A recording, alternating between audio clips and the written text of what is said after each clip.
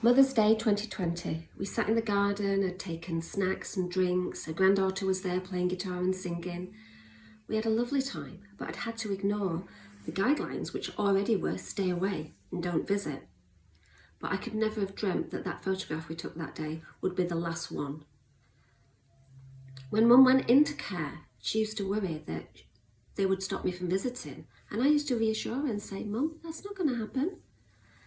For nearly 2 years, every birthday, Mother's Day, Christmas Day, all locked down with restrictions. It was heartbreaking.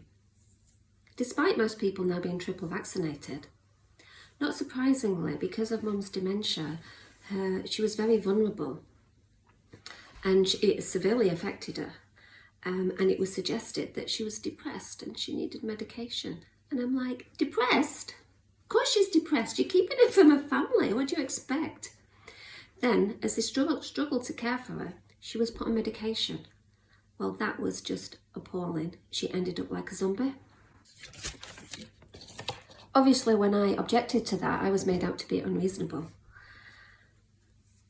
And I didn't then see Mum until the unexpected phone call that she was threatening to kill herself and kill the staff. Of course, I went over and she was absolutely fine for me, no problem. For people living with dementia, window visits, telephone calls, rooms with screens in and intercom systems, masks and PPE, they just don't work. It's like you've got a child developmentally, and by that point Mum was functioning maybe at about a 1-year-old level. COVID didn't devastate us, but how it was dealt with did, and the ensuing madness and hysteria. It must never be allowed to happen again. I didn't see my mother for the last month of her life. She died on the 17th of January, 2022.